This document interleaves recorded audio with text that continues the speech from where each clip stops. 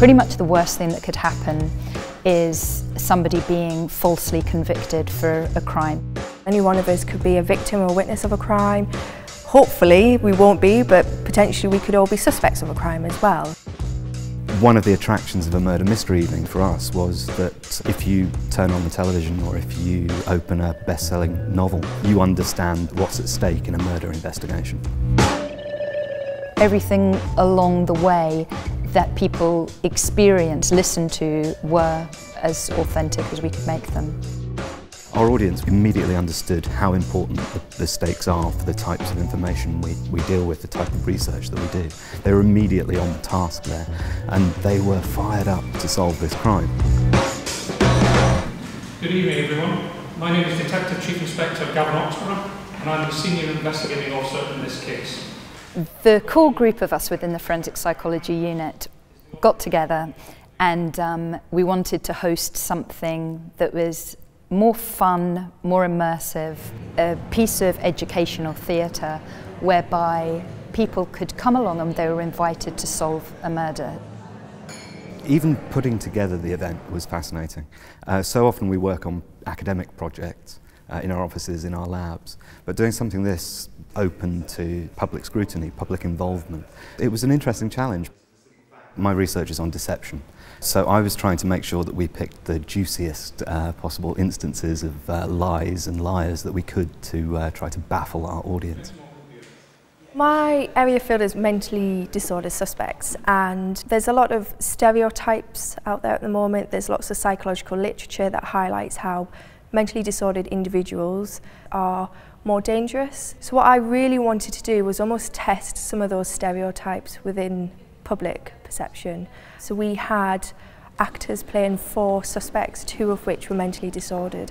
And I really wanted to see if members of the public would veer towards those with mental disorder as the perpetrators of the crime because of that mental disorder label. And actually they didn't, which is a good thing. We also took the opportunity of eliciting information from our audience members in slightly different ways. So there was one part during the evening whereby half of our audience were asked to remember various facts that had been presented to them earlier in the evening, whereas the other group were given some kind of extra psychologically based techniques to see how they could facilitate their retrieval and organise their memories, and in doing so maybe remember more of the information that had been presented to them. And so that's still to analyse. My area of expertise is human memory and applied memories, and I've been lucky enough to work closely enough with the police whereby some of the research that has been conducted at Goldsmiths is now used by police. And the first few times where you get a phone call saying, "We've used your interview technique that you developed," that's a really exciting endpoint. I suppose one positive outcome is that the majority of our audience believed one of our characters was the guilty person, and he actually had been the person who had committed the crime. And this was based on a real life case. I'll let you know. Could the real guilty person please step forward?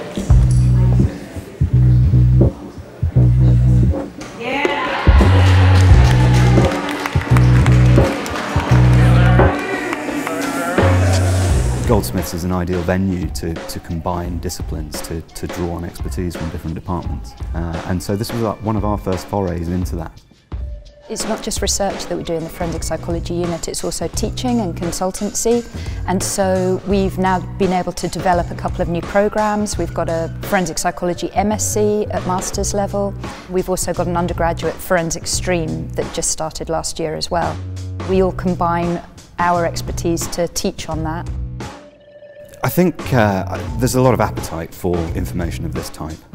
We live in a very sort of complex environment now with various security threats, and I think people are genuinely interested in what the police are doing, what academics and researchers are doing to try to make the world a safer place.